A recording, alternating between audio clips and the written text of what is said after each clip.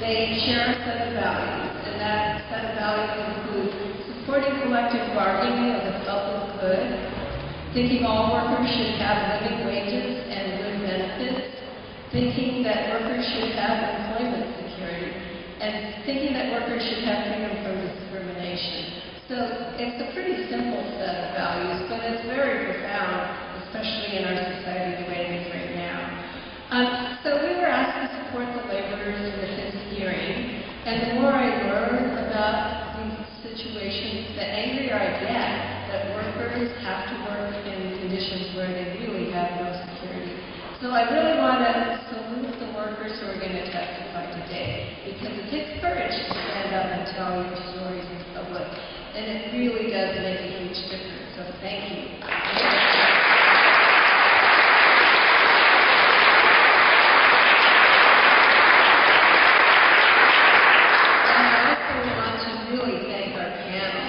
These wonderful community leaders stand up for justice in so many ways, all the time, in the rest of their lives. And they're taking a little bit of their time to listen to this situation, think about it, and take some action to support workers. So now it's my great pleasure to introduce my friend Michael Temproary, who is going to chair the panel.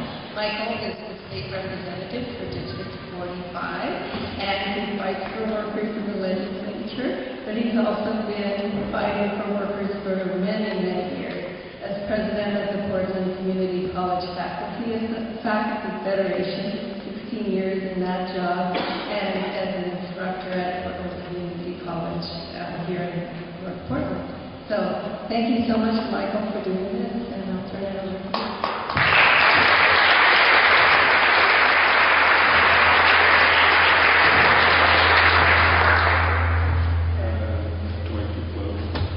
Thank you, Margaret, and thank you to Jobs for Justice for making this worker rights work possible. Thanks to you all for coming out here tonight, and thanks, I'll echo Margaret, thanks most of all to the workers who are going to tell their stories tonight. The great thing about Worker Rights Board is, they address problems that we can read about in the newspaper, we can read about on the internet or see about it on TV, but there's nothing like a community coming together and hearing in person people tell about their struggles, tell about their challenges, and we can all jointly grapple to find solutions to those problems. And that's why we're here tonight. Tonight we're going to hear about the problem, the many challenges faced by low-wage temporary workers here in Portland. We're going to be hearing specifically about workers who are working with the City of Portland through Parks and Rec and Metro through the Zoo. Let me say, first of all, we love Portland parks, right? We love the Zoo.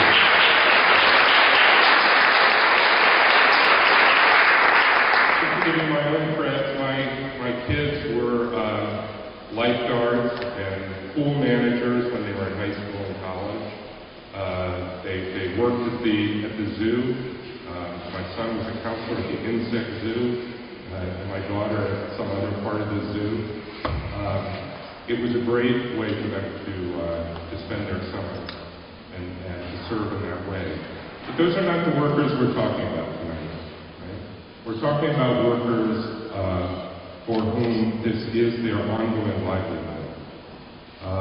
They're doing work that really is full-time work in many cases, but they're not being treated that way. And we need to find out why that is happening, and we need to figure out what is happening, and we need to figure out what are the solutions to that. Through my own work at Portland Community College when I was the Federation president, we had to deal every day with the problem of the growing number of part-time teachers within the world of higher education. And there too, we love our community colleges. Right? They do good work, they do important work. And yet, we need to make sure that the workers who are doing that work are treated with equity, they have good living conditions, working conditions, and that they can earn a living wage. That's really what we're here to hear about tonight. I will say that I have spoken with Commissioner Nick Fish, who is the commissioner who oversees the Parks Department. Nick is a longtime defender of workers' rights, labor lawyer himself, and I know his heart is in the right place. And so I look forward to us being able to understand this problem and share the details of the problem with him. I think we may have one or two people from his department who are here with us to listen. And if at some point they would like to say something about their reactions, that would be great. But otherwise, the key thing is that they're here to listen. And I think when we get to the next phase, as we figure out how we're going to address this problem, we're going to figure out ways to make the commissioner and others in the city and metro understand the urgency of this problem. So let me just now introduce my fellow panelists. Over there at the end, we have Joel Rosenblit, who longtime labor lawyer with SEIU 503 most recently, someone who really understands the legal elements related to employment and the use and abuse of contingent workers. We have Reverend Kate Moore, who's the social justice minister at First Unitarian Church here in Portland.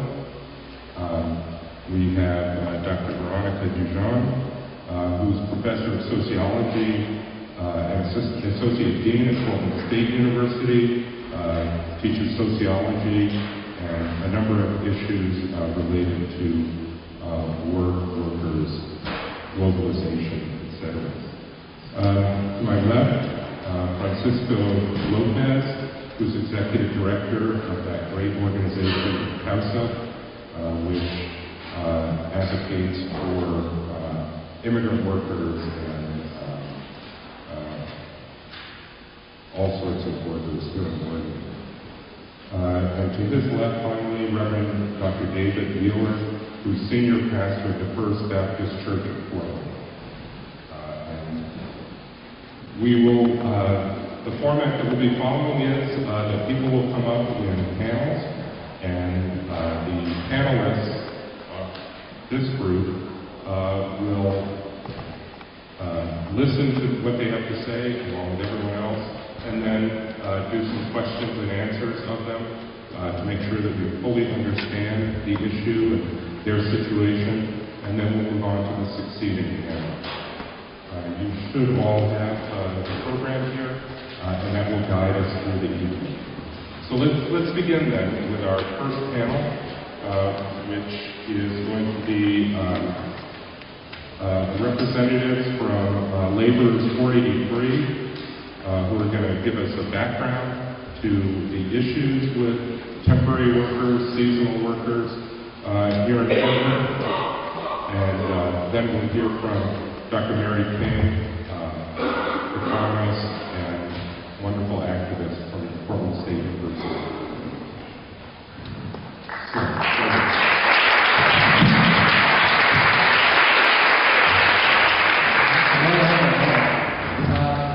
Well, first of all, my name is Toby Green, and I'm an organizer who works with Labor's Local 483. And I wanted to take a second to talk briefly about our commitment to temporary and seasonal workers. See, about 100 years ago, that should cause concern there. About 100 years ago, there were men who were on a construction site, and they were tossed aside. They were told that they weren't good enough to have a union, that they should just be happy to have a job. They didn't take that line down. They stood up and they organized. And they formed themselves into a union that has now lasted 100 years. And have pulled thousands of millions of workers out of poverty. That tradition is carried on today. 10 years ago, the seasonals of Portland Parks, they organized themselves to be part of our union. A few years later, we tried to organize an outside contractor workers who worked in parks, they want to be part of our union, but they were told, no, you're not a public employee. You can't organize.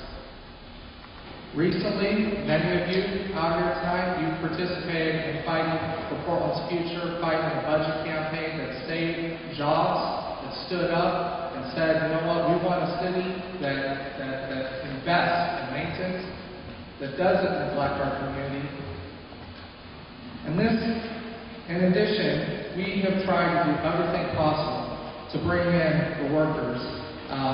We have organized, we've arbitrated, we've filed ULTs, we have done whatever it takes. And a simple message that we've given to workers is this: if you work at the front desk of one of our community centers, if you're a dance instructor, if you work as a ticket taker out at the zoo, if you're a general laborer out in our nature tech program, if you're a mental park seasonal looking to join this union, we're going to do everything, exhaust every avenue to make sure that you're part of this union. Every roadblock that the boss wants to throw up, every little scheme, we will not tolerate. Because we believe in one union. We believe in a union that it doesn't matter if you're a permanent worker or you're a seasonal or temporary worker. That when you step on this job, you deserve equality and respect. And if that isn't what we're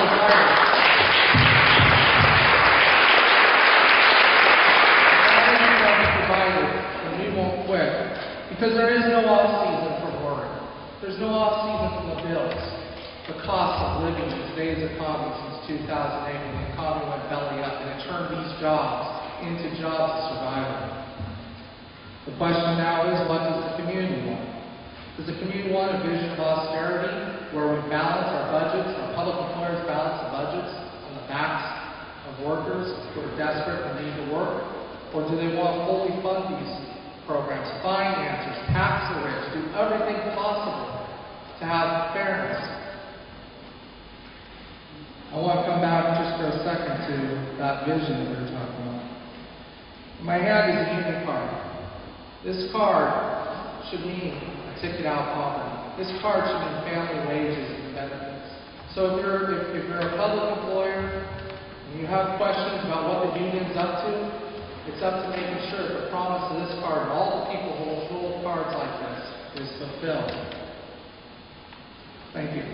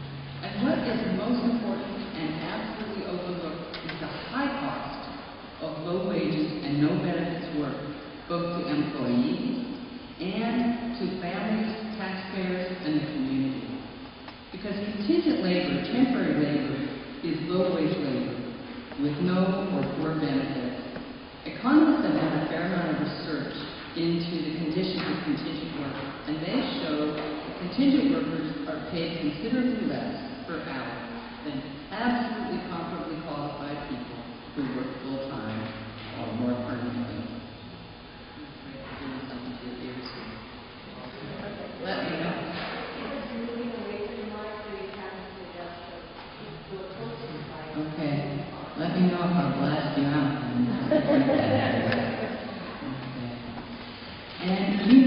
sure you're familiar with the fact that contingent workers receive few or no benefits, though they have children, they have families, they have health and retirement needs. And contingent workers are often falsely classified as temporary, seasonal, or part-time, so that employers can avoid paying them the pay benefits the law would otherwise require.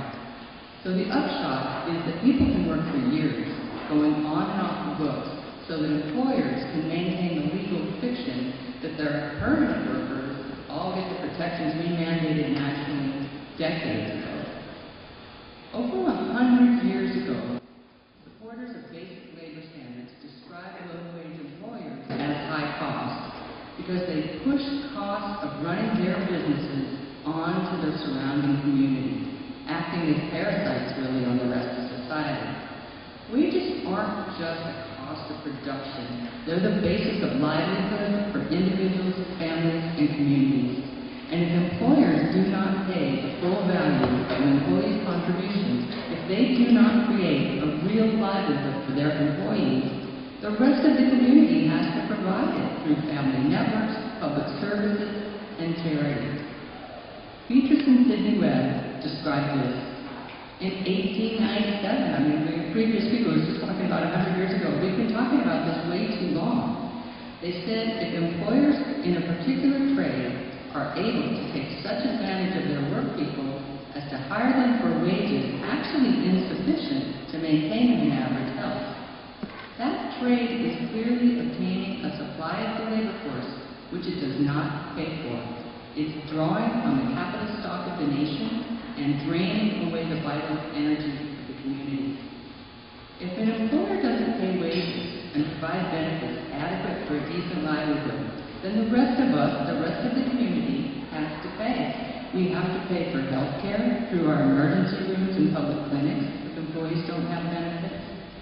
We bear the cost of health care for people who care becomes more expensive because they can't afford to get it in a timely and less costly form, regular preventative visits to the doctor. We bear the cost of people who go to work ill and contagious because they have no benefits and can't afford health care or to miss work.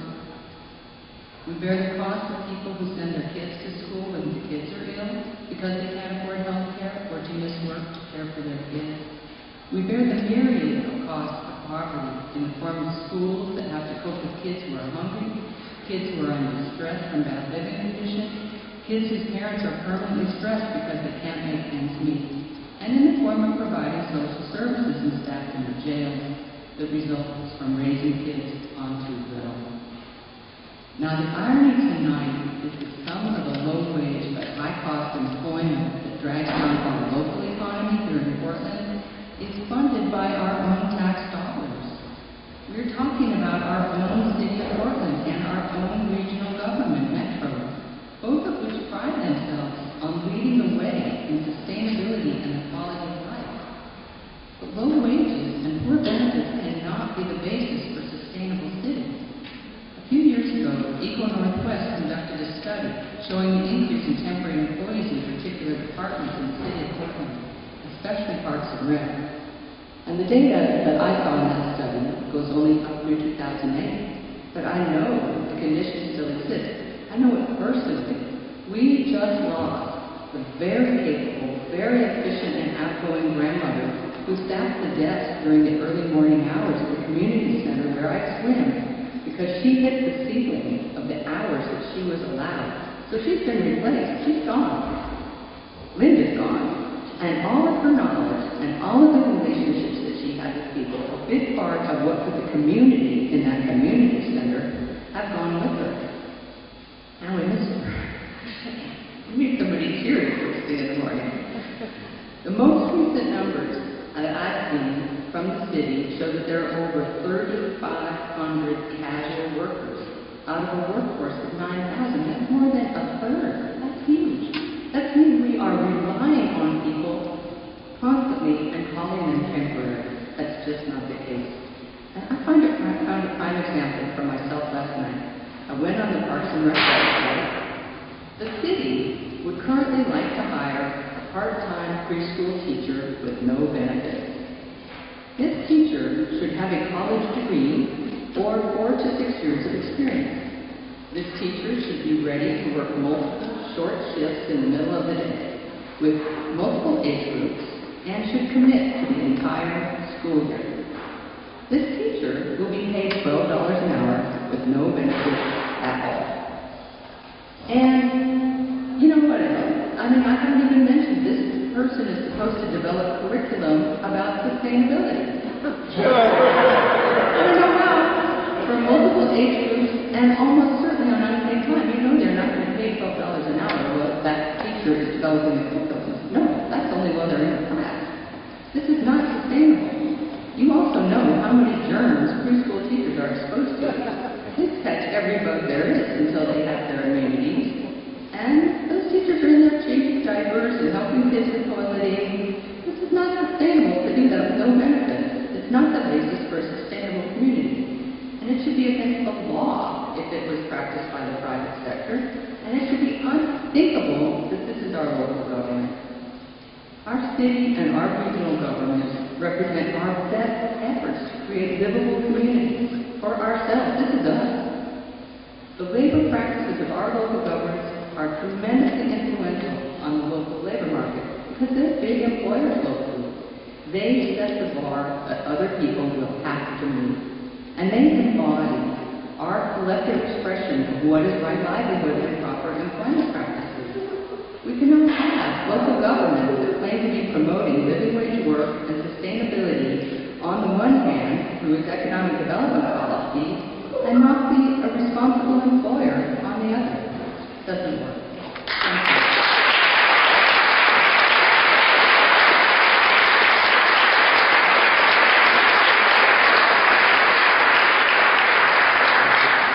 Thank you, Mary, for framing the issue so well, and Toby as well. Toby, are you still here?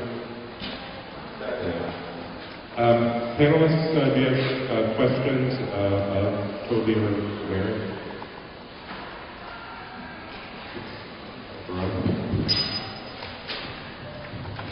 Mary, thank you for already exposing the risks we run when we don't take care or we don't incorporate what we call contingent workers as we do everybody else. And I'm wondering, why would public agencies assume that some groups of people can have protection and some other groups can be considered contingent? What is the thinking beyond the economic, or is it simply they're blindsided and they're not aware of the consequences? Good question. I'm no expert in politics. I can't imagine what they're thinking. But what I think is that they're feeling themselves to be responsible to the taxpayers and the citizens of Portland. They feel like they need to go get the best deal possible for them, and they haven't thought it through. They have not figured out what the consequences are of employing people on that kind of a basis, either for their own citizens and taxpayers and residents' welfare, and the impact they make on the local labor market. Mary, I really appreciated the way you looked at this issue in such a global sense. And I think that probably is a lot of the reason that these practices proliferate is that people are not really looking at things globally. That is, each agency is looking at its little budget, trying to balance that budget. The Parks Bureau doesn't really have to worry about the costs of health care.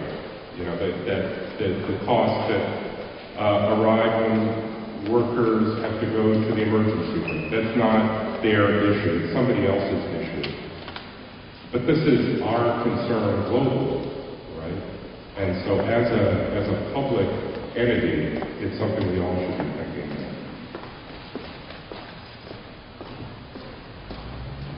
Okay, let's hear from our first group of workers then. The first person to speak is Amy Francesi, who's a Metro Park seasonal worker. Amy, thank you very much.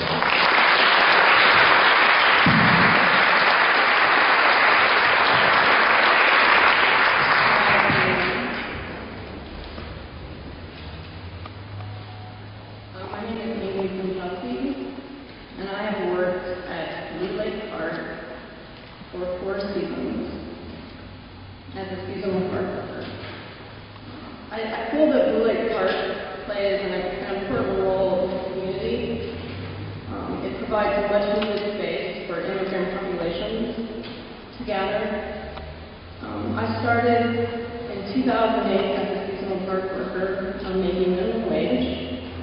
Now I'm in my fourth season, and I'm making $10.25 an hour.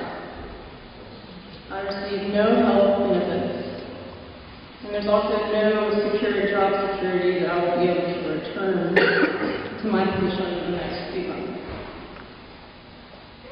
And also this season, when I came back on, I had a re-interview, and they told me that there was no guarantee that I would be making anything more than minimum wage. In my first season as a seasonal park worker for Metro, I was recommended to the temporary night manager position. However, management denied this, and since then, other employees that I've worked with, other seasonal park workers that have less experience than me, have received this position. And this position, with this position, you receive a higher wage. I train new hires in the booth position and on park reservations and in park maintenance. However, I am not given any more money or any promotions for doing this work. Again, I receive no health insurance. Sometimes I ride a lawnmower and sleep for the entire day, and my back aches, and I would really like to be able to go see a chiropractor, as park rangers are able to go see chiropractors. The seasonal park workers at Blue Lake Park, we feel invisible. We feel that we're not going anywhere with this job. There's no training is offered. I've never received any training on anything. I just come to work, I'm given a job, and I go do it, and no training.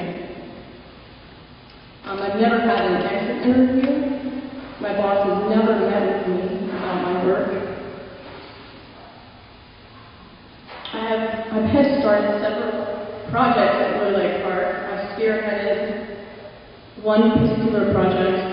I created a little Columbia River riparian wetland ecosystem area. I worked on this area, and included in this area, I installed a native orchard bee system, which involved bee box creation, and these native orchard bee homes will ensure native plant reproduction. I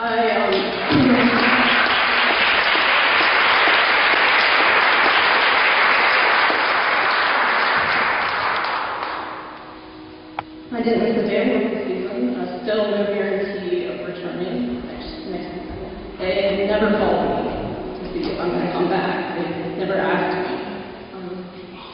And they consistently keep some people on longer than others, and they consistently bring some seasonal park workers back on earlier than others.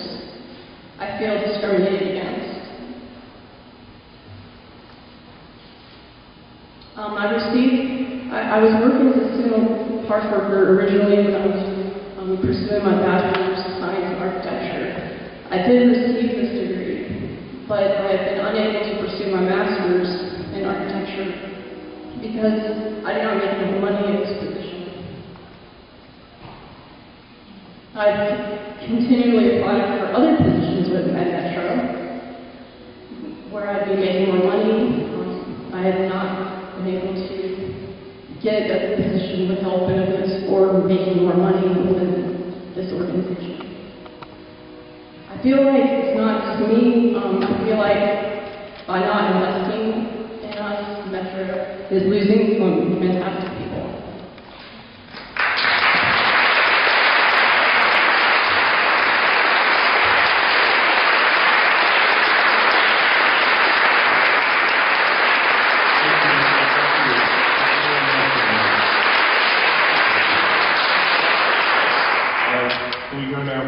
Ellery Finch, who's City of Portland Recreation Assistant.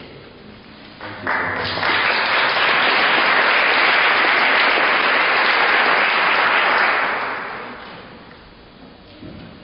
Hello, good afternoon, good evening. My name is Ellery Finch, and I am a preschool teacher at Mission Community Center. I have worked with children most of my career. My first job was an assistant tennis coach with the NYSC at Concordia College. Within 2 years, I became a head tennis coach at the age of 18. I graduated high school my junior year with winning numerous awards, including valedictorian of my class. I went on to Portland State, where I majored in biology and pre-med. While at Portland State, I took a part-time job at Providence Hospital as a domestic partner care secretary. There I worked 5 years. I met my husband my first year at Portland State, and we were married 7 years later. I have had several self-employment ventures, some earning me the Young Women's Business Entrepreneurial Award. I have had, I had a family shop until the birth of our second child. I worked at Commonwealth Mortgage Company, and both jobs I gave up because they were taking too much time away from my family. I was offered a job with Daniel Associates working in the Capitol. I respectfully declined the job because I felt I needed to stay home with my children.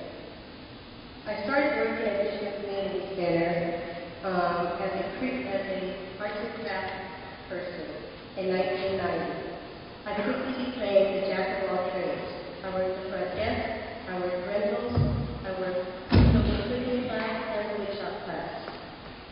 I started lots of programs at Mission. Some of these programs were the chess club, the homework club, spring break, winter break, and summer break camps. And then I also started the academic-based preschool program. Within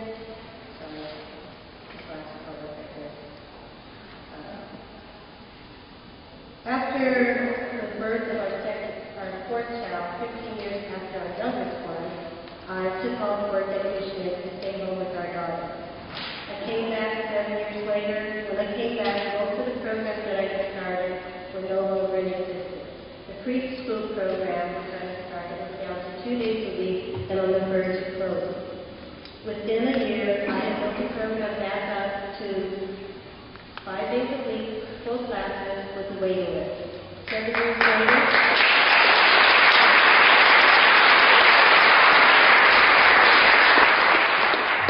7 years later, we have 3 full classes, 2 mornings, and 1 afternoon. When I started this preschool program, I was given a formula, as with all of the programs that I started at this year. There's a formula that you can figure out how much to charge for a class. So I was given that formula, and I decided how much money, using that formula, it would cost to run a preschool program. So I would need to know how much to charge the parents for their child, how much money I would have to cover my costs and my wages and everything else. The preschool program started in the room that it is in right now. I had 1 table and 6 folding chairs, little tiny folding chairs. You need to come to my classroom now. So I have worked there, and I have never, the amount of money that I started working with 18 years ago, and I've been at Mission 22 years. And 18 years ago, the same wage that I made then, I am making now. Without a cost of living wage, I have no benefits. I'm one of the lucky ones because my husband has great benefits, and so the money that I make at Mission is extra money for our family. But I am standing up for the people who need the benefits. And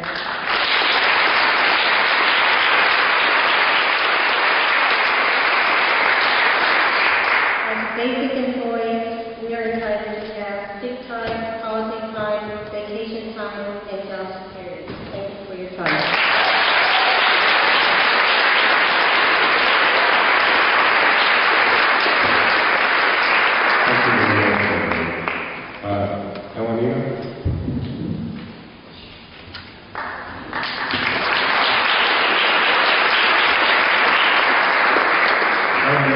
seasonal worker at Metro Zoo.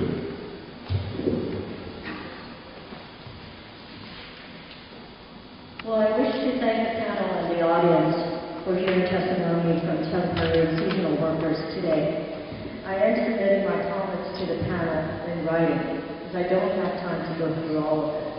My name is Ellen Eno. I left state service and leadership in SEIU 503 in 2004, moving from Lake County to Multnomah. Hired in 2007 as a temporary seasonal ticket seller at the Oregon Zoo, a service at Metro. I continue my public service through today. While I enjoy being a true temp, which means I can request to be on the schedule, and I can request to be off the schedule when I want to go look for a candidate. I am not like my other coworkers. I'm here today to speak on behalf of the 3 temporary admission leads, the 5 temporary lower league workers, and the 50 additional temporary seasonal ticket sellers in the admissions department. I don't have time to address the issues for the litter crew, warehouse, custodial, horticulture, food service, living collection, and the rest of the myriad of departments at the zoo, all of which utilize temporary employees year-round. I want to explain that my colleagues would be here, but over the last 2 years, we have seen temporary lead workers with 5 to 10 years of service. Yes, 5 to 10 years of service. All of whom were helping the union organize a work site, or they spoke out to upper management at the zoo. They received a letter from Metro HR stating, "Your temporary services are no longer needed." Those termination letters were doled out in the midst of promoting regular temporaries to temporary lead worker positions, and amidst the hiring of 25 to 100 new regular temporary seasonal employees. Like I said at the beginning of my testimony, I'm one that can come and go. These folks are year-round. According to the dictionary, I want to explain a few things for the panel and for the audience. Let's get it correct, guys. Temporary means lasting for a limited time, non-reoccurring. Permanent means continuing or enduring without fundamental or marked change. Stable. Seasonal means of, relating to, or varying in occurrence according to the season, or affected or caused by seasonal needs or availability. Let's get the terms correct, guys. As you apply them to our workforce, temporary worker should be a position that is non-reoccurring. Seasonal temporaries should be a title bestowed on workers who are not employed for a non-reoccurring need that is linked to a season. Such as, if the Parks Department wanted to really make a stab one year at eradicating garden mustard, and hired a crew of 50 to pull it all and ensure no regrowth, then those jobs are truly temporary seasonal workers. If we're there every year doing the same job, we should be permanent seasonal.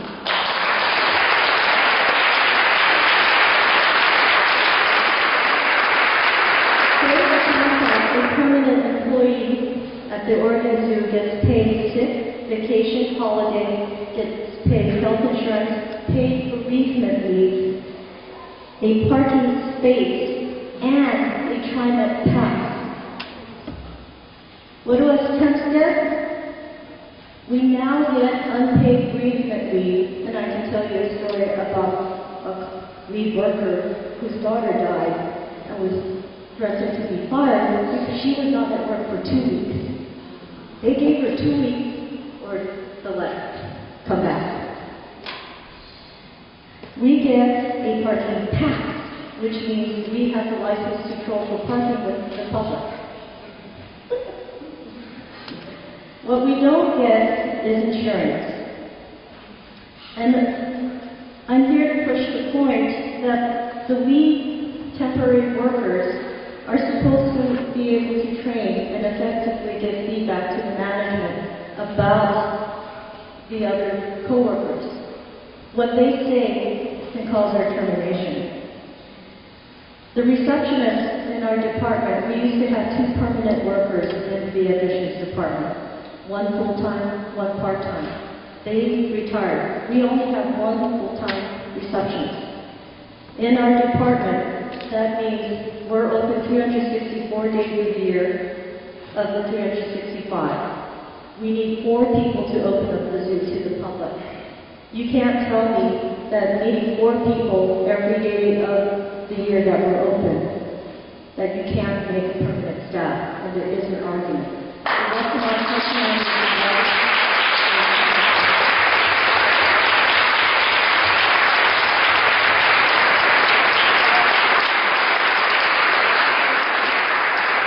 Thank you, Ellen, for that testimony and those explanations.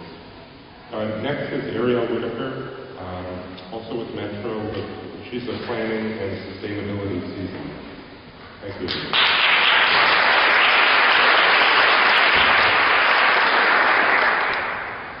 My name is Ariel, and I've been a Metro employee for 5 years, the last 2 of which I've been working as a seasonal laborer for the Natural Areas Program. I originally went to college to be an art major, but about halfway through my program, environmental science caught my heart. It was a tough decision to make, but after some thought, I decided that along with the idea of being able to work outdoors, it would be a simply more financially stable career path. I love the fact that I'm working towards restoring what were once degraded landscapes into something that can support wildlife, and to know that future generations will be able to experience and maybe even appreciate those natural areas. However, it's been 5 years now since I received my degree, and I'm only working approximately 6 months out of the year while making only $12.50 an hour with no benefits. I started out at Metro at the hazardous waste facility, processing loads brought in by the public. It was apparent there wasn't much room for growth in that position, and it wasn't exactly what I was hoping to do. But after 3 years of working hard, I eventually got hired to fill the labor position doing restoration work for Metro. I'm actually getting paid less now than I was at the hazardous waste facility, and the work I'm doing now is extremely labor-intensive, hazardous, and requires a great amount of skill and background knowledge in the environmental field. I was officially hired as a laborer, but all of the laborers at the field stations that I work out of have their bachelor's degrees and are regularly doing work that draws on scientific background. But many of us aren't even able to pay our loans, our student loans. Due to these commonalities and the fact that we utilize these skills for our job duties, I find it hard to believe that Metro hired us to do just physical labor. I went to college and worked hard, and I feel as though I'm being exploited. When I applied for other positions, and I put seasonal labor as my title, I feel like I'm cheating myself of all the credit I've earned doing environmental field work. In addition to the skills we do to perform on the job, there are many other daily hazards we are expected to face, and these are not properly reflected in our wages. One such duty is the regular application of carcinogenic herbicides. Acute toxicity studies have shown that rats exposed to the same herbicide that I use at work tend to form mammary adenocarcinomas, also known as malignant breast tumors. The risks for chronic exposure to humans haven't been studied thoroughly enough so that I might know what this job is really costing me. But aside from these unknown health hazards, Metro is cutting corners in other ways when it comes to our health. According to our union contract, we're supposed to receive, in addition to our wages, a $250 healthcare incentive each month after we work 720 hours in a year. That means per season I should be getting around $750 to pay for healthcare. But the way Metro is implementing it, I only receive one payment, and after 6 to 7 months of physically demanding work, that barely covers one doctor's visit. I took the opportunity today to speak out in hopes that seasonal and temporary workers will be treated fairly and paid what they are worth. I think that most of us are trying our hardest to work our way into permanent positions, but in the meantime, does that mean our employers can cheat us out of decent wages and break their promises? How much longer are we going to wait until we do something?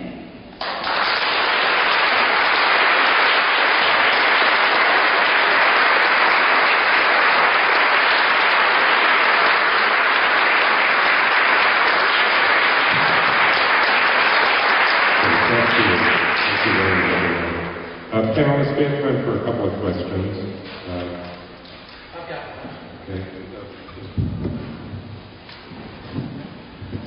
First of all, thank you for your testimony. I think we all know, we panelists and all of you in the room, that these are not issues of personalities, nice bosses, harsh bosses, anything like that. They really are structural issues. But I was struck that we have different degrees of different lengths of tenure with each of the four of you, and I heard different sorts of relational stories, from feeling very harshly treated and not respected at all, to somewhat more connection and respect. So I guess the question that forms is, again, stipulating that these are structural problems, do any of you have relationships among the current workers and/or management that you could leverage on your behalf toward the resolution of these structural problems? Anybody that you could trust and that would dare risk their own security to change your conditions? I just found myself wondering that.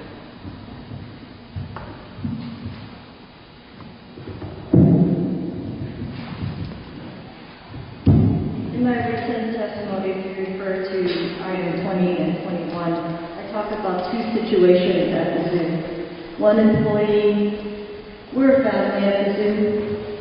My bosses and the permanent staff noticed that a lead worker was not at work, and it's unusual for her not to show a work file. We called around, we kept calling, and we got a neighbor, told the neighbor to go check up on her. She was lying flat on the floor, unconscious. Got her to the hospital. 1 year later, she's back at work. But I got to tell you that she had no health insurance. Well, she did have health insurance, because actually I take it back. We only at a point offered health insurance. When that program went away due to whatever Metro's machinations, when that program went away, she continued her health insurance, and it's a good thing because she needed it.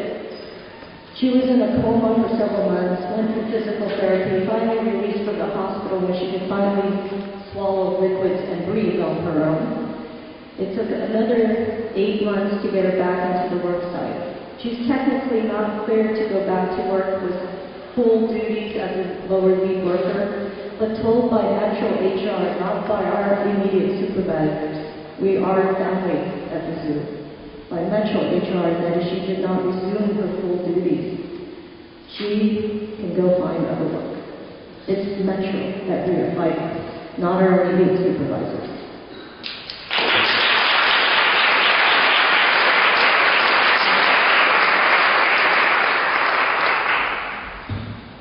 After working for 15 years, I finally did ask for a raise.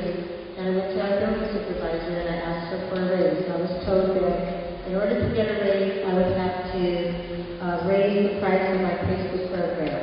And I told her when I started the program back in the 90s, it was $50 a month. Now the program is making $100 and $125, depending on what day the kids are coming. And I was told, well, you'd have to increase the number of children in the program. When I started my program, I had 6 to 8 children. When I asked her for a raise, I had 24 children.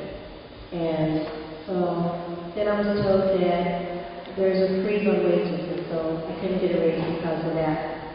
This year, I was told by my supervisor that she would give me a raise, and that she was just going to push it and give me the highest raise that she could possibly give me. She didn't know she'd get in trouble for doing that or not, but she gave it to me anyway.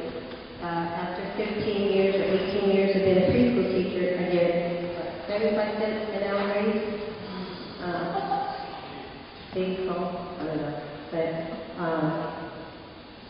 that is, like I said, I'm one of the lucky ones that I do have a husband. A lot of preschool teachers, this is their only income. And so it's not, I don't think it's our supervisors that we're asking for the raise.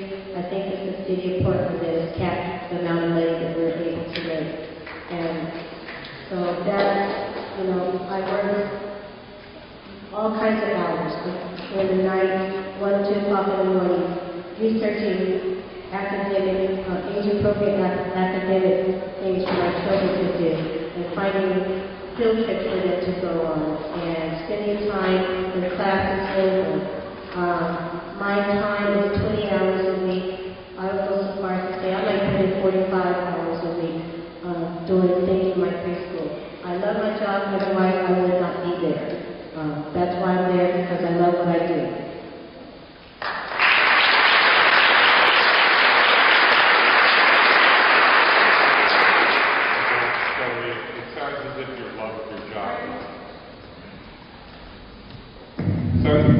Sounds as if the love of your job is being taken advantage of. Joel? I just have a couple quick questions. One for Delray. You've been there 22 years and you're still classified as a temp, is that correct? Do you view yourself as a full-time employer or a regular part-time employee? I believe that I am a full-time employee because of the amount of hours that I put in. I kid you not when I tell you that when I was doing the summer programs, I was working sometimes 60 hours a week with the summer programs, in the summertime, with the summer camp programs. Everything that I've ever done in Michigan, I have been given. A lot of the jobs I even made them up, or someone asked me if I would do the jobs, and I can understand what someone said. You're dropped into, it's like you're dropped into an ocean, and you either swim or you sink. Because everything that I've done, I've had to basically make it up as I go along. And my reputation precedes me in a lot of things that I've done. People have heard about the programs that I've had, and I get absolutely, from the city, no credit for what I've done for the community center. I'm not doing what I did for you know, all kinds of praise and everything, but it's nice once in a while to have somebody acknowledge what you've done. You know,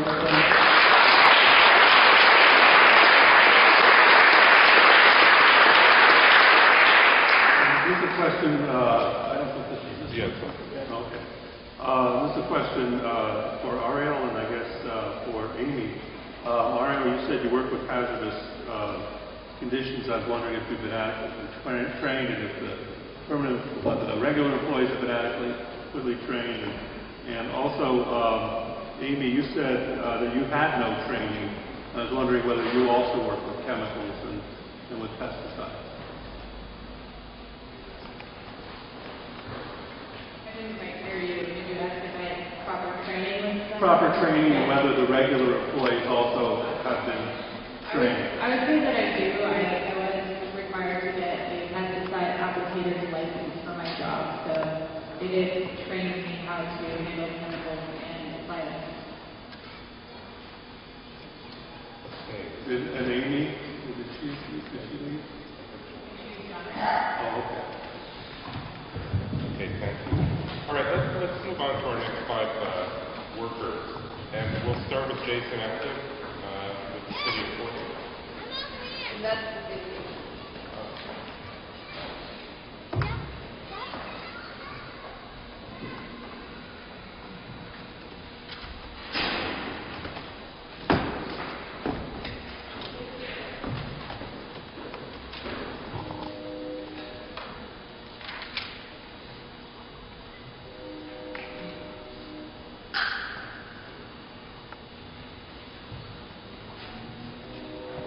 Hello, my name is Jason Epton, and I'm a seasonal with Portland Parks and Recreation. I've been a seasonal now for 3 years, and I love my job. As a seasonal, I get to do this. I get to clean up garbage, pick up trash, pull garbage bags, clean bathrooms, wash some very disgusting stuff, as well as blow leads, edge paths, paint cables, fix anything that happens to get broken, dig holes, repair irrigation, and many other things that come up along the way. As a seasonal maintenance worker, I'm blessed with the benefit of having health coverage. But the drawback to that is I only get paid 6 months of the year. So for 6 months of the year, I'm covered, which is great. But if I get sick, I also don't have any sick days to cover taking time off. And the way our healthcare plan is set up is that you must work 80 hours in a month to maintain health coverage. But if I get sick and do surgery or have something bad happen to me, I will lose coverage for the same time off. With a seasonal maintenance worker, you typically think of a person who works for just a season. They start when summer begins and they get off when summer ends. But just because the seasons change doesn't mean the need for workers has.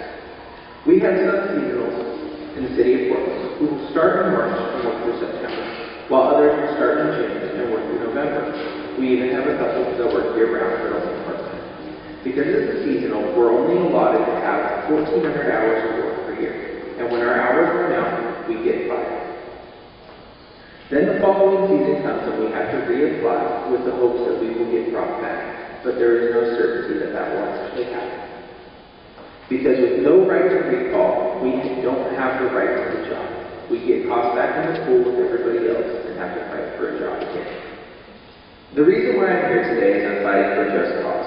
Now, just cause isn't just some wording in a contract. Just cause means something to me as a worker. It tells me that my employer not only values me as an employee, but they value me as a person. It gives me the confidence to speak up when there are safety concerns, without the fear of repercussion. And it offers me and my family security, knowing that if I continue to do a great job, I can count on having a job soon. I want to thank everyone tonight for giving me the opportunity to speak. I do apologize that I could not be here in person because it is my first week of school, and I don't want to miss any class right off the bat. So thank everybody for hearing me out, and have a great day.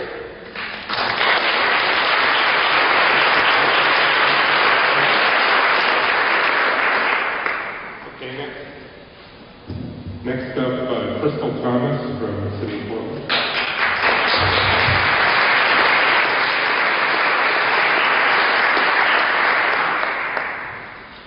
Hi. I would first like to thank Megan and Aaron from the Labor Movement for allowing me to speak tonight. My name is Crystal Thomas. I am a business major. I have an associate's degree in business management from Portland Community College. I am now attending Warner Pacific for my degree, my master's degree in business administration. I worked for an awesome community center, Management Community Center, for about 3 years.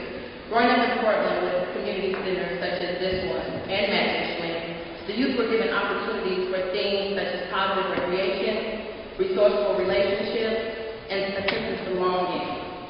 When I was given an opportunity to work for Management, despite the foolish mistakes of my past, I was ecstatic. I taught poetry to the youth that reminded me so much of myself. From then forward, my boss found out that I was math tutoring at Portland Community College. He asked me to tutor the youth at Management. I agreed. This responsibility motivated me greatly to the point that my boss decided that we should start a girls' group. So we started a girls' group providing health, career, and educational resources. Above all, I provided these beautiful, talented girls with something as simple as a listening ear, respect, and admiration. Something that those of us with an active support system tend to take for granted. My heart began to soften, not only for these girls, but for my people. And when I say my people, I mean those that travel through life searching for a simple place to feel welcome. Those who fight tooth and nail day after day for opportunities that most of us throw by the wayside. For my brothers and sisters that are trained and highly skilled, as you heard, to work 5 times smarter than your most valuable employees, but are overlooked. As the years passed, I applied for a front desk position and was awarded. I was excited. I was excited that I was allowed to prove that I had grown and matured from my past. At that time, I felt that as long as I applied myself, there was nothing that could stand in the way of my success. As a business major, I began to implement strategies promoting customer service and improving revenue. Even though labeled a seasonal worker, I performed as a rec leader and even made managerial decisions at times. I had vivid goals of moving forward as a city employees. But after 3 years, I began to endure some roadblocks. I noticed that 70% or more of my coworkers were seasonal employees, even though most work year-round and have been doing so for years, like Mrs. Finch here. I noticed the complaints of my comrades about having to take 3 months off because they had hit their 1,200-hour work maximum limit. Some were emotionally drained about how they would keep a roof over their family's head. These were reliable, dedicated employees. Employees that would come to work under the weather because they couldn't afford not to. Never having the opportunity to take for granted a sick day because they were never granted one. I love the community that I interacted with so much that I allowed my rights to be swept under the rug. For example, I applied for organ health plan due to a seasonal workers not being offered benefits. After a 2-year waiting list, I was told that because my daughter did not live with me full time, I would qualify for only basic care. This means that the only dental work I could receive were extractions. For a person that takes pride in her teeth, as you can see, I was devastated. I was forced to have a painful tooth removed that deserved only a simple filling. I felt horrible. Furthermore, I returned to work that same day. Within a day or two, I discovered that I had dry sockets. What a painful experience. But not a single patron that came into my center received less than a smile and a welcoming greeting.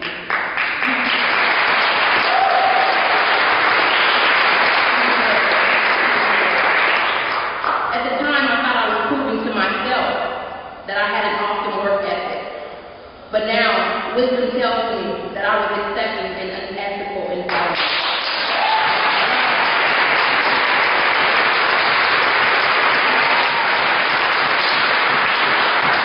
My question today is, who will stand up and say that this is wrong? And we deserve better. I am proud because today we stand up to say that. Due to our work hours fluctuating by term, I was forced to move from my home for lack of funds. I revisited to my director, an awesome lady, and asked if she would consider making me lead at the front desk. She thought that it was a great idea and submitted a request for me to be taken out of the 1,200-hour bracket. I was excited about all the ideas that I had for my center to take it to the next level of service. My excitement was short-lived. I received a call one evening, about a month ago, stating that because of my criminal background, I was not only denied the position, but was terminated from my current position with the city. My superiors and I were devastated. My past had never been a secret, nor was my love for my job and my community. If seasonal workers were allowed to be unionized, I would have had a voice.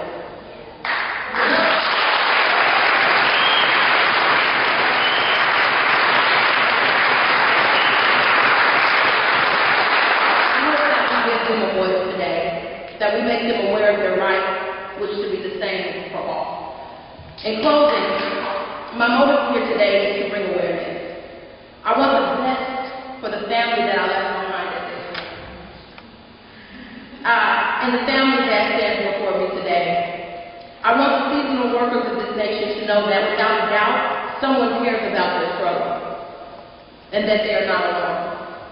I see our community in bright colors of success and prosperity. I see our community with knowledge and value. I see us as builders of a new community of compassion and love for one another. We each have the power to make a choice, make the right one. I pray that your hearts are open today. Thank you.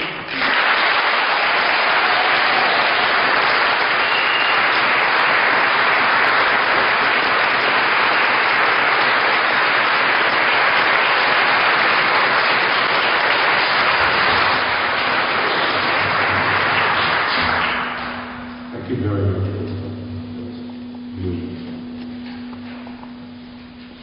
Next up is Alicia, who's a community member and patron at Matt Fishman Center.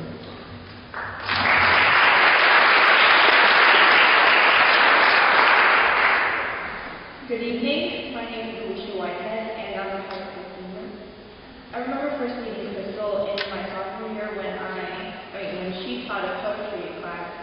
on behalf of my system for me and my previous teachers. The workshop lasted for 6 weeks, and we taught for an hour and a half each week for free. She volunteered her time to teach this program format edition, and I think she took her job really seriously. She would take us out to the park so that we could be inspired. She wouldn't teach stuffy classical poetry that you sweep through in class, but she taught us spoken word, a living, free-form rhythmic poetry that we could write ourselves, and it could be about anything. On top of that, she also taught us impromptu poetry and rap. At the end of the 6 weeks, she even made us write our own rap and perform it in front of her and a colleague of hers also working in competition. My family and I got heavily involved in all the activities the community center offered after that. I had some practice 5 days a week.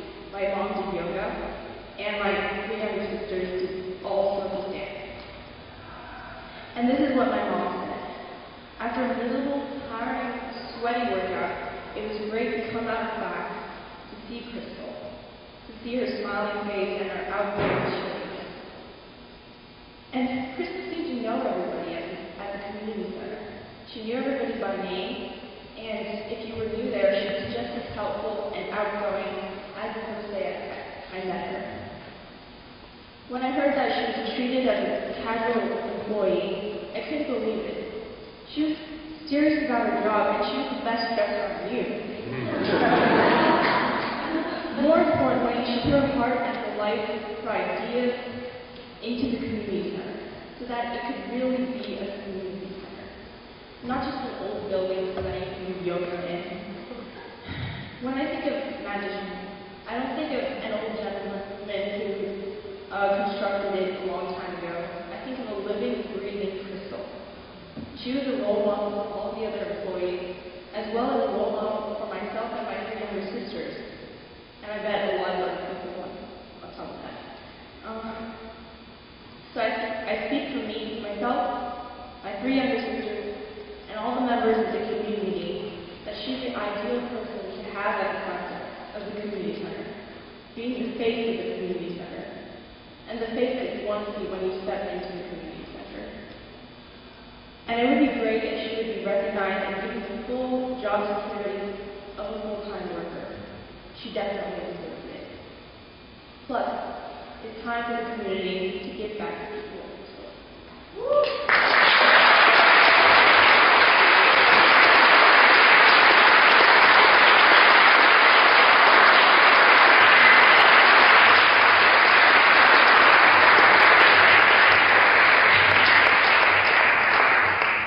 Well, that tells you something, doesn't it? Thank you. Okay, next is Erica Johnson from City of Portland Recreation.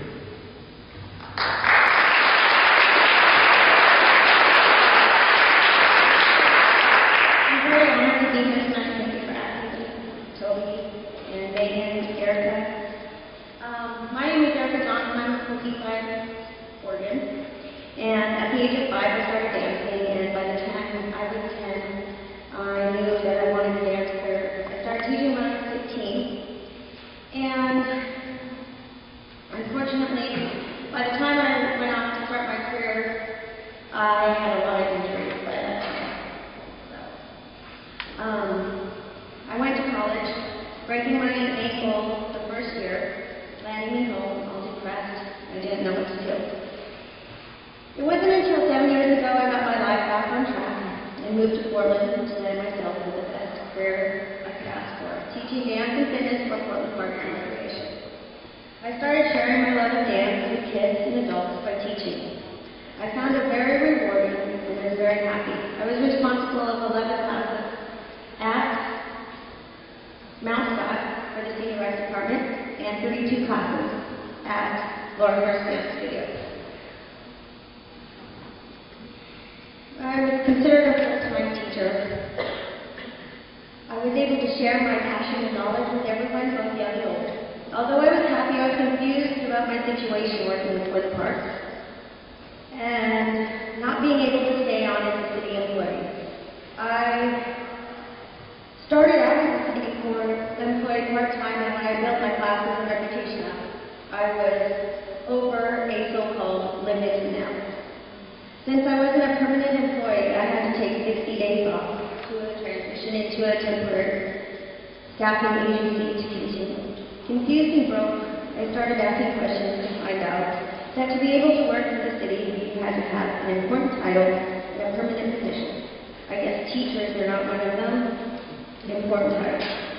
Wonder why? Everyone needs teachers and everyone needs recreational activities to do. Portland has it, and if we didn't have the teachers and knowledge for all the different activities we offer, how could we have the classes? Variety of the recreational activities is what I love about the park. A system that works for a big city. If we didn't have that, what would people do, or what would become of Portland? So here I was, happy but frustrated, not being treated the same as the next person. Couldn't get benefits and was stuck with the idea of being considered a part-time or temporary employee, although I'm going on my 10th year. And help people overcome. I do believe my purpose is to share my love of dance with children and to help people overcome their disabilities by getting in shape and feeling good about themselves. My love for my art is why I teach. My belief in commitment is why I stay with Portland. Parks Department, I really do need benefits, but my passion for the people of Portland keeps me from losing. The reality.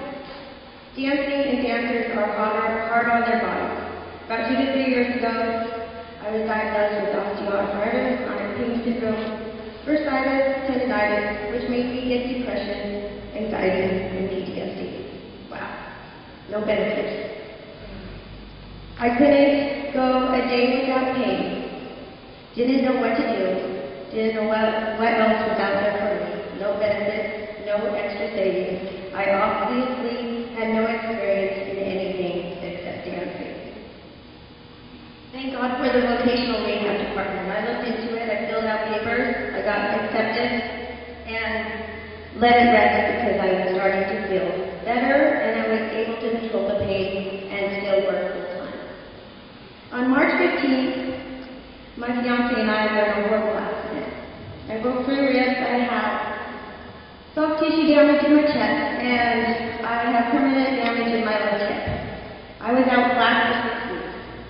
Down, no work, no exercise, no benefits, no unemployment. Loaded up on medicine, muscle relaxers, and sleeping pills. It was the worst thing I ever experienced in my whole life. I would never be able to do what I loved to do most ever again.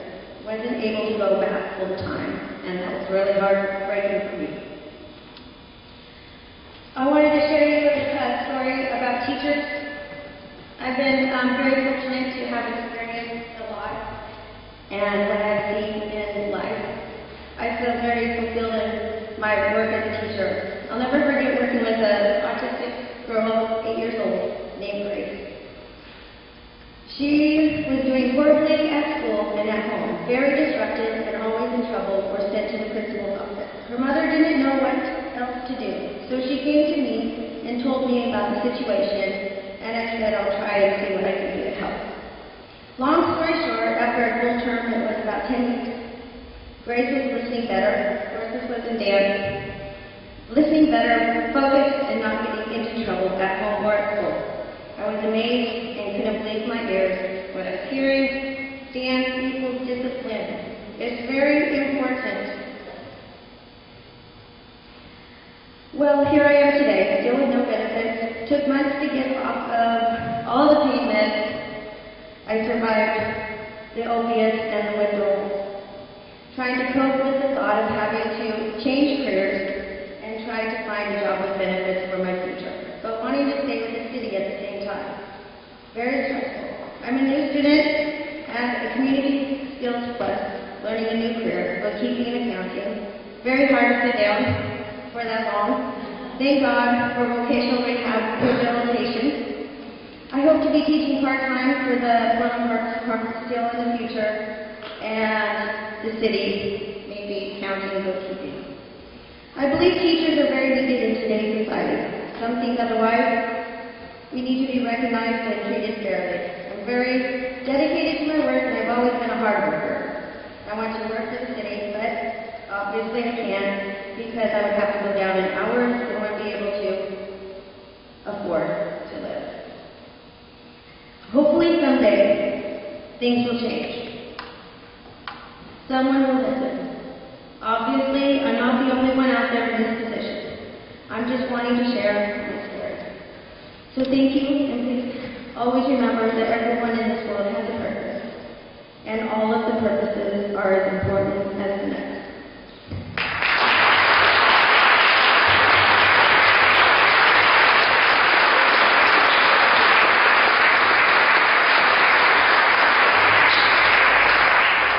Our last worker is Jan Embrick, another Metro Park seasonal. Jan, welcome.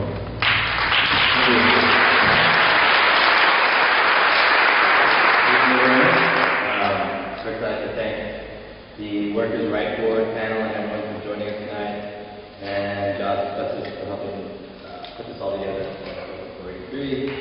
My name's Jan. I'm a seasonal park worker. Park worker for Metro Blue Lake Park. Basic stuff, pretty much everything that needs to be done in the park unit.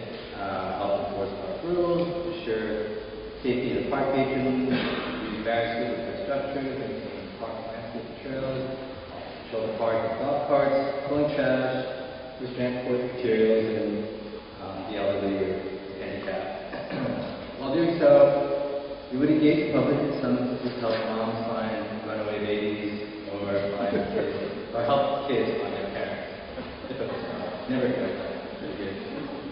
And we occasionally have projects to spread invasive species, sell barbecue, grills, so on and so forth. And we pretty much did it all. And we had rangers that basically supervised us, but we did as much work as they did. Sometimes even more, but it's not the that I have with them, more so than I do with how workers are treated in general in Metro. When the people that I work with at Blue Lake, we're not just getting a summer job to fill gaps before school starts. It's people trying to make a living and make ends meet. And for them, it was filling the gap of unemployment so they could pay rent and feed their families. Obviously, minimum wage isn't enough because some of us have to go on food stamps for getting by. And there's mothers who work at Blue Lake and spend countless hours under the sun cutting back blackberry bushes using 50-pound gas-powered head strings. I don't know if anyone is familiar with raking blackberries that they're doing. When you try to rake these into the pickup truck, it catches, catches stuff pretty bad, it stings. Doing that for 5 to 6 hours a day takes a toll on you. So when she's done with this, she looks after 2 kids. She's not without her financial troubles, as with many of us. And it's not my business. In history, however, you can imagine the things we need to cut back on and taking home $9 an hour while caring for 2 kids. Before taxes, you're making roughly $1,400 a month. That's before taxes. 40% of it goes to the government, and you can do that. I mean, how much do you think it would take to cover rent, parking, food, gas, school books, clothes, healthcare, ASU? Probably not much left over. So the thing is, this is my first year working at Blue Lake Park, and I met a lot of wonderful people that I worked with, and I consider them family. Some of my supervisors and managers that I worked with at the point, including the people that come to the park, that we engage with and we talk to them, talk about the history, talk about their family and lives, and how much they enjoy the park. And I know people struggling to raise their kids on a meager $9 an hour, have to take the bus and bike with it because the patrons barely selling their gas and parking. And these are hardworking people coming into work every day, more often performing bad physical labor. I know a guy who works about 3 or 4 seasons, he can practically fix anything. And if it's broke, he's the guy to go to. When he's done with fixing stuff, he's then sent out to dig holes for a few hours to lay pipe for some plumbing. And he's not a younger guy, I'll tell you that. And I would see him every day when he swap shifts, smiles, waves goodbye, and goes home to take care of his family. He's a good dad, good husband, makes time for his kids, and brings her to the park as well. We met her. She hang out. Just like all the other families that come out and visit Blue Lake, they were there for a good time. For the amount of work and the quality work he puts out, he deserves more than a minimum wage. I mean, there are the types of people who work at Blue Lake that don't have the glory or full ambition. They look at this job as a career and one day become a ranger. I know a younger season who wore many hats and worked for Blue Lake for about 2 seasons or more. You could fix things, build a boat dock, and volunteer to install bathroom doors. Volunteer to be kind to people. It probably would have cost much more than free. So, this guy had all the means and vigor to handle any task, and he had this ambition to become something. But with respect and fairness in that, where does he go when he's given 2 days notice before he's got to go? There's no clear policy informing us when we are let go. There's no real obligation to go through some advance notice when our last day is. So, Metro doesn't let any of us go just go. Furthermore, you're not guaranteed work the next season, no matter how good of a job you're doing. Some may expect you to do more by simply volunteering. If you want a job next season, what do you do when someone's asked you to do something? Speaking about any negative aspects of the workplace, there's peers who come back to you, sometimes negative and wrong. So how did Farrell go on allowed to speak my mind or discuss my grievances? I choose not to because I know Metro can let me go for any reason, just cause.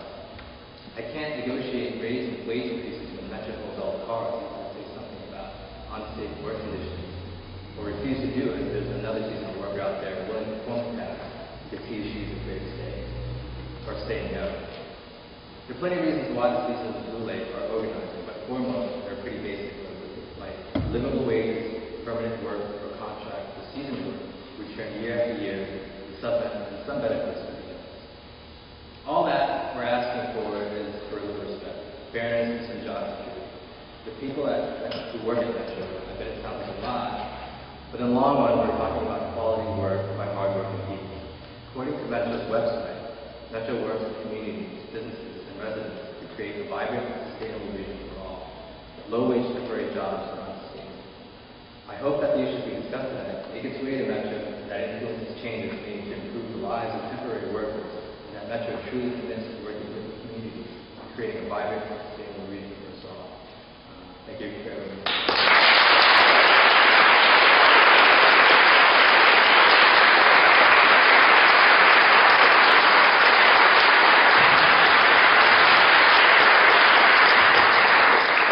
Ron, thank you very much. You really summed it up very nicely there. I wish we could ask questions, but we really don't have time. We're going to have to move into our deliberation phase now. So we're going to go somewhere else and talk about framing a response to everything we've heard. But as we do that, I just want to ask you all to give a really strong round of applause to these workers who come.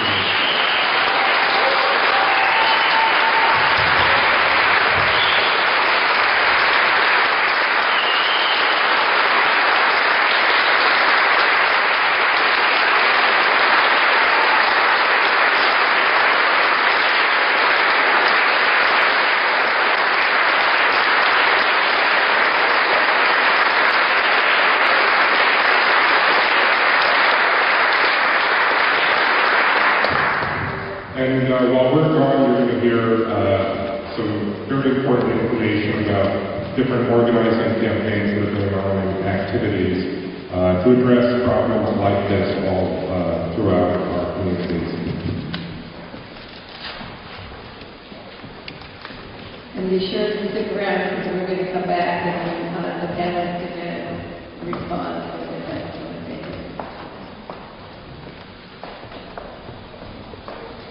We're going to get started again. And what we're going to do first of all is get reactions from the panelists to what they heard. And then I'm going to go through the series of recommendations that we have agreed we're going to make. So, let's start with Francisco, please. Thank you, Representative. I need to leave soon, so I'm to save them, so that's what I'm doing first. Well, Crystal, this is wrong. you know, and I agree, I'm standing with you and saying this is wrong. Thank you for speaking the truth to power, all of you, to the city of Portland, and to Metro.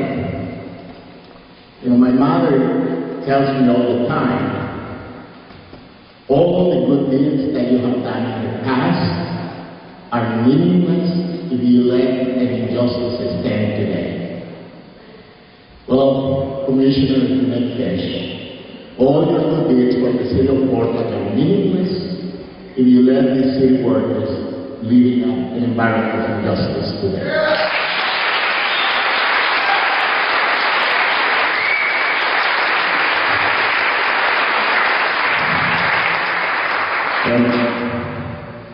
You know, you're not invested.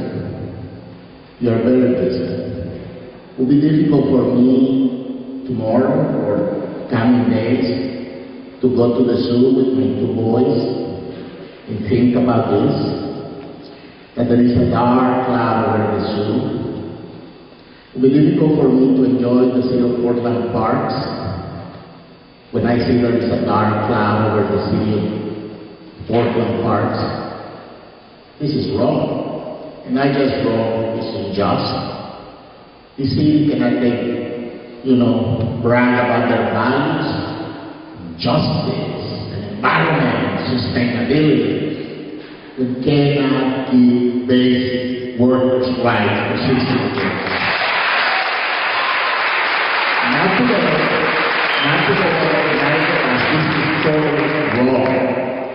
And I think I hope the city knows that among the Latino community, among immigrants, these workers not just have a friend, they have an unconditional ally. Thank you very much.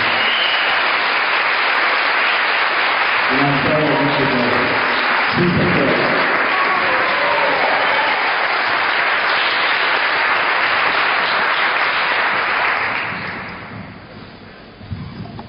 Well, I want to thank each and all of you.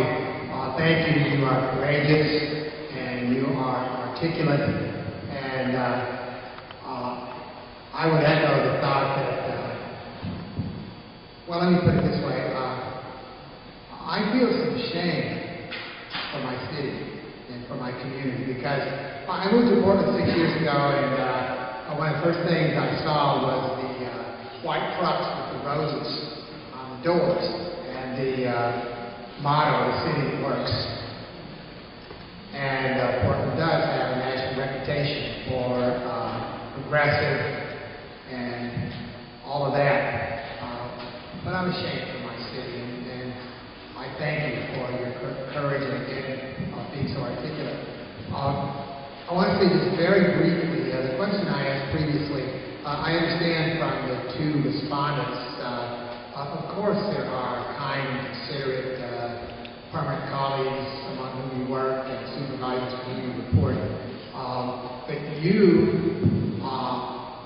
with no rights and only the very beginning of the union organizing campaign, you really are risking everything when you stand up. And I would just encourage you to find your allies where you can, because surely there must be some folks in the working structure who have more security. In this crazy economy, nobody's totally secure, but who have a measure of more security and more status and can be persuaded from their position of relative strength to have just a fraction of the courage you do. It's a question of finding your allies where you can. When I was involved in Los Angeles in organizing the very lowest paid tier of hardworking hotel workers, we found working with religious congregations that some of the recamareros and the cocineros and the folks who were driving the vans and cooking the food and making the beds went to some of the same parishes that some of managed. And we were able to talk to some of those managers and use the faith values that they shared with their workers to create not just a feeling of shame and hypocrisy, although that was sometimes a useful tool, but also to create relationships that can be leveraged and find strange allies in positions of relative power. So I would just encourage you, you're so courageous, surely some of those nice guys and nice gals amongst the permanent employees can have just a fraction of your courage and be part of the organizing.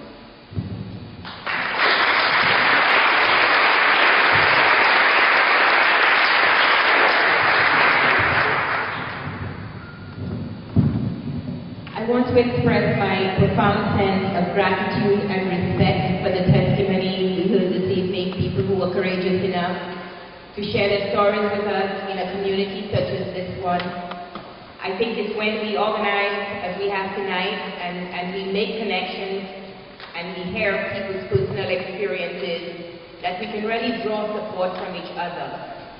Because even though on one level we know what's happening, we know seasonal workers are not being treated fairly, it's the stories people are willing to stand up and share with us that really hit home. And that's how we know what's happening. And it reminds all of us that we are in this together and nobody should be in the shadows. This is Portland, this is Metro, this is our community. Nobody should be living in the shadows. We should all be included.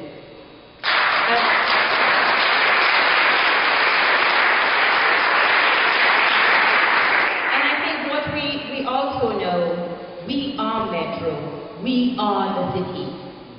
It's not somebody else, it's our city, it's our place, it's our community. And we have a responsibility to address what's not right with the city. And we cannot be silent about it, and we have to do something about it. And that's how we start, by knowing what people are going through and standing together. So I thank you, and I have a profound sense of gratitude for being part of this today. Thank you.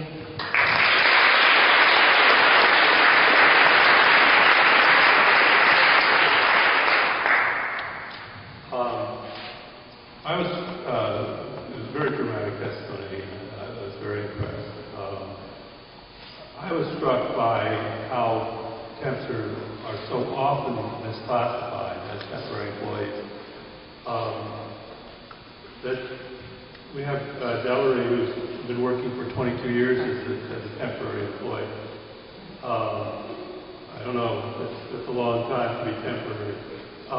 Temporary workers should only be used for temporary purposes, like replacing somebody who's on maternity leave or is somebody who's out ill for a long time.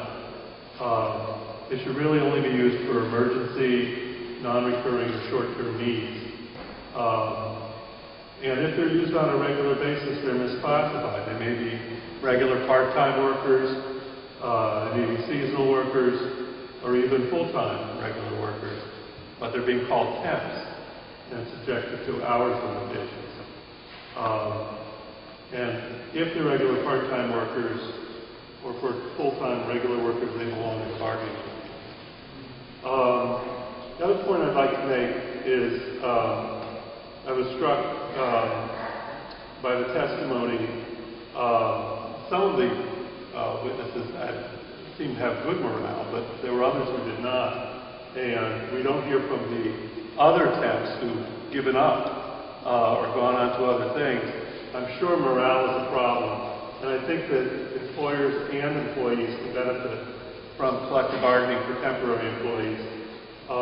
It would improve morale and increase productivity. If temps had job security, if they had recall rights by seniority, if they had just cause for discipline, if they had access to a neutral arbitrator for their grievances, and a path to full-time employment.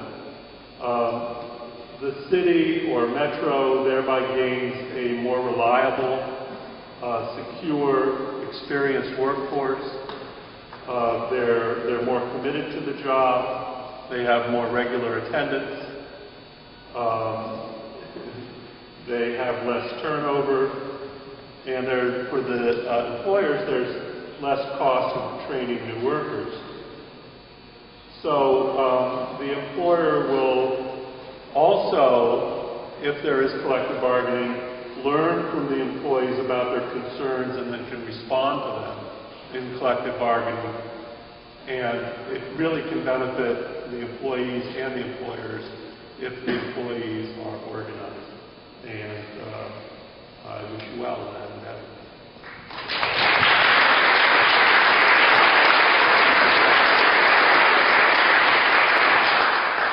I feel like a babe in the woods. This is my very first time I've been on the board here, and this is the very first event of my very first term on the Workers' Rights Board. And so I feel very moved and very grateful. I wanted to hire each one of you. Clearly, outstanding people, skilled, articulate, and passionate about what you do. What are we doing, people, that we are workers like this? Probably, though, the biggest gain I got was really connecting the dots. I cannot tell you how many people I know who are unemployed. I have children, 4 of them, and one of them is always unemployed. And I have that tendency to figure out what's wrong with them, because I never had this problem, right? I could always get a job, and I feel very humbled about how clueless I was, and very grateful to you for shining some light on these practices. I really had no idea. Thank you.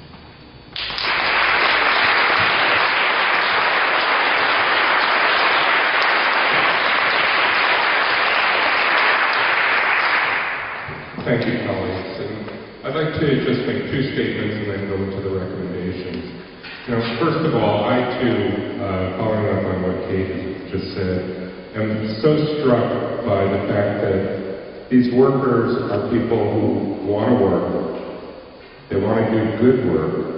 They are clearly doing good work. They're passionate about their work. But that passion is being taken advantage of. They are being exploited. And we, as Francisco said, we are all complicit in that until we commit to doing something about it.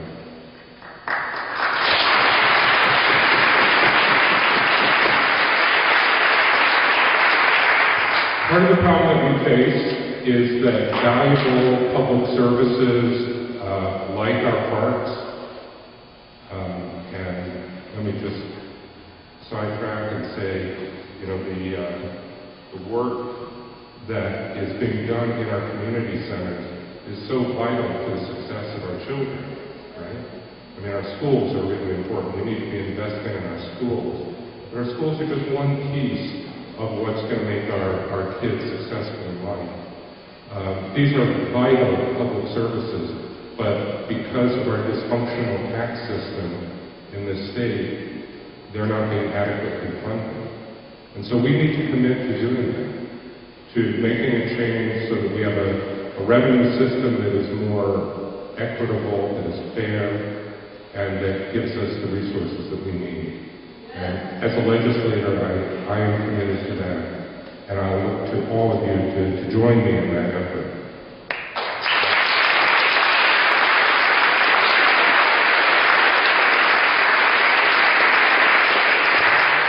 Anybody here not registered to vote? Get registered.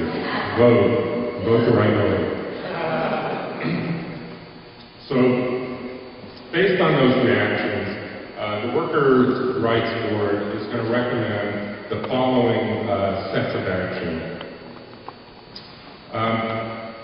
We want the city and Metro to make sure that temporary or casual work is truly temporary or casual.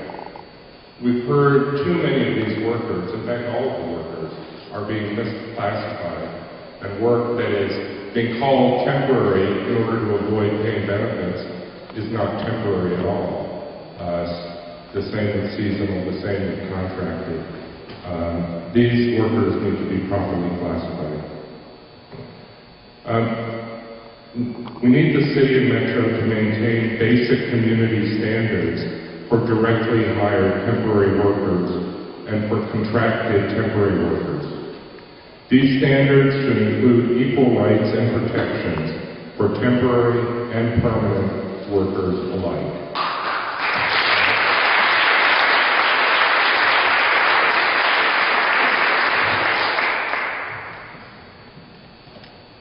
The city and Metro must guarantee protection against unfair retaliation for all temporary workers.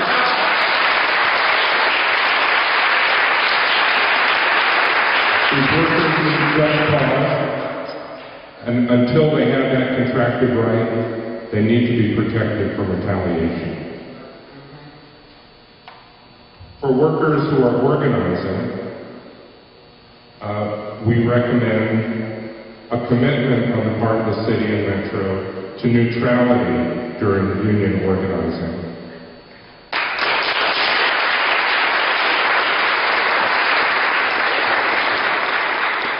And I will say I'm submitting a bill for next year's session that I'm going to want all of your support for that will guarantee public sector neutrality for all organizing candidates.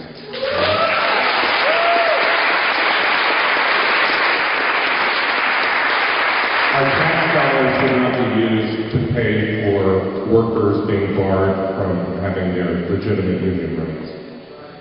And related to that, we want to see voluntary union recognition for the Metro Park seasonals.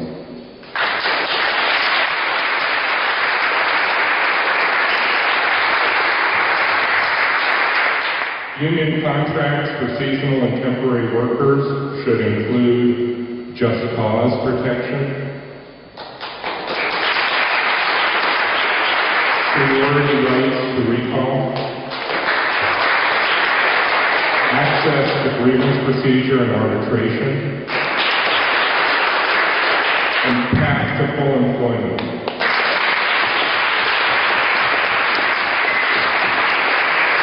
And one of the things I want to point out is each of those items that I just mentioned are not cost items, right? And we believe that these workers deserve paid sick days. We believe that they deserve health benefits.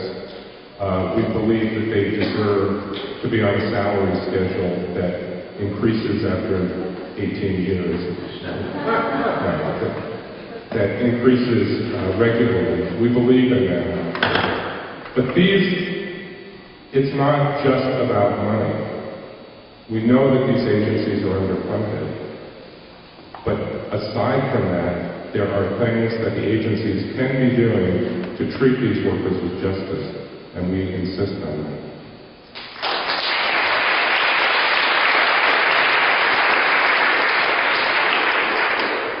To communicate these messages, I will set up meetings with Commissioner McFish and Metro Chair Tom Hughes or the members of the Worker Rights Board to meet with these officials to communicate what we've heard tonight. We've also been given a huge, thick packet of homework, thank you laborers, to help to give us more information to share with them. And we will issue a report from this hearing and use the report to educate the public about the problems associated with seasonal, temporary, and casual work for the workers and for our community.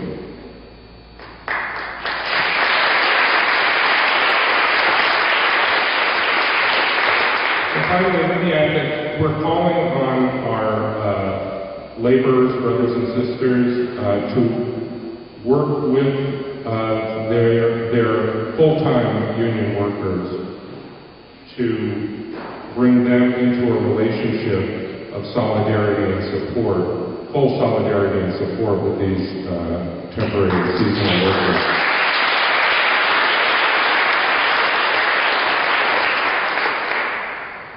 Again, this is all of our problem, and the solutions will come from all of us. I thank you very much for coming here tonight. I want to, just before we close, give another big thanks to the panel members, the Worker Rights Board's members, to the workers, and to Jobs with Justice. And, as a very proud member of Jobs with Justice myself for many years, I want to encourage you all to support Jobs with Justice. I think you have envelopes on your seats. any little bit that you can contribute to keep Jobs of Justice going. I can't tell you how many elements of our community the work of Jobs of Justice touches on, and we need your support. So thank you all again for coming, and I look forward to the next time.